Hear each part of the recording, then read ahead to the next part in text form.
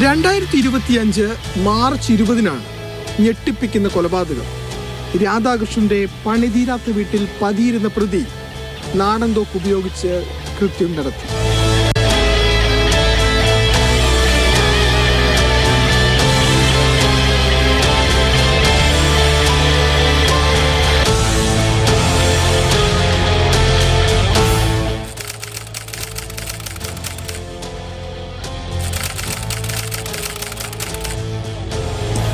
സമൂഹ മാധ്യമം വഴിയാണ് സന്തോഷ് മിനിയെ പരിചയപ്പെടുന്നത്.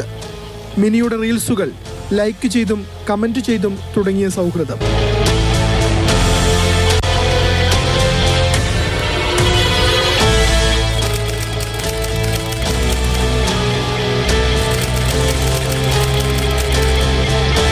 ഇരുവരും തമ്മിലുള്ള അടുപ്പം മിനിയുടെ ഭർത്താവ് രാധാകൃഷ്ണൻ ചോദ്യം ചെയ്തു.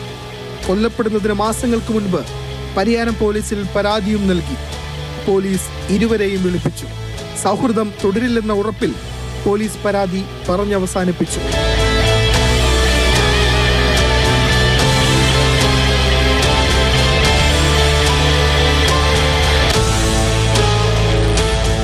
കൃത്യമായ ആസൂത്രണത്തോടെയായിരുന്നു കൊലപാതകം.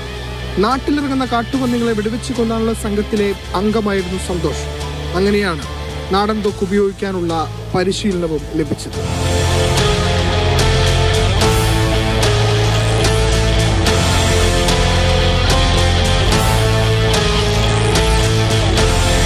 ആദ്യം കള്ളത്തോക്ക് സംഘടിപ്പിച്ചു.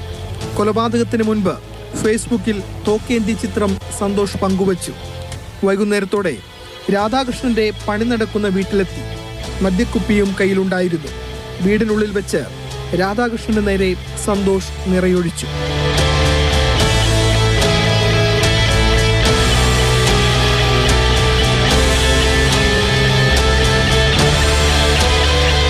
സംഭവ സമയം തൊട്ടടുത്തുള്ള വീട്ടിൽ ഭാര്യ മിനിയുണ്ടായിരുന്നു. കൊലപാതകത്തിന് ശേഷം സമീപത്തുള്ള വണ്ണാത്തിപ്പുഴയിൽ പോയി സന്തോഷ് കൈ കഴുകി വൃത്തിയാക്കി. ഉടൻ പോലീസ് എത്തി പ്രതിയെ കസ്റ്റഡിയിലെടുത്തു.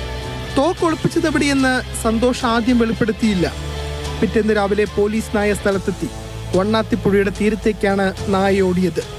തോക്ക് എവിടെയെന്ന് കണ്ടെത്താൻ കഴിഞ്ഞില്ല.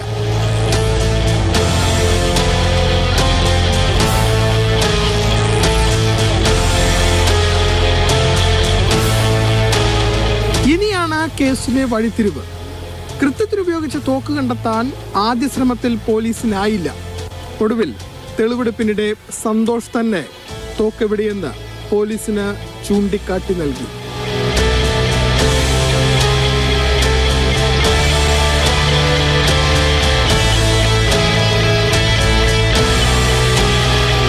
കൊലപാതകത്തിന് ശേഷം സന്തോഷ് നേരെ പോയത് തൊട്ടടുത്തായി മിനി താമസിക്കുന്ന വീട്ടിലേക്കാണ്.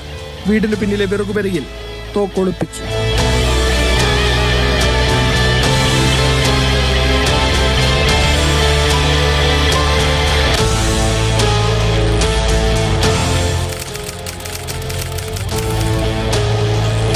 രാധാകൃഷ്ണന്റെ കൊലപാതകത്തിൽ ഭാര്യ മിനിക്ക് പങ്കുണ്ടോ എന്നായിരുന്നു തുടർന്നുള്ള പോലീസ് അന്വേഷണം.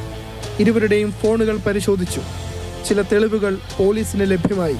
ഭർത്താവിനെ കൊലപ്പെടുത്താൻ സുഹൃത്ത് സന്തോഷിന് ഒത്താശ ചെയ്തെന്ന കണ്ടെത്തലിൽ മിനിയും ഒടുവിൽ അറസ്റ്റിലായി.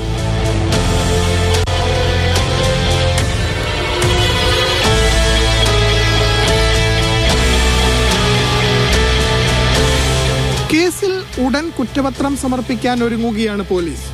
വെറും കൊലപാതകമെന്നതിനപ്പുറം നാട്ടിൽ കള്ളത്തോക്ക് വ്യാപകമാകുന്നതിന്റെ ഒടുവിലത്തെ ഉദാഹരണം കൂടിയാണ് കൈതപ്പുറത്തെ രാധാകൃഷ്ണന്റെ കൊലക്കേസ്.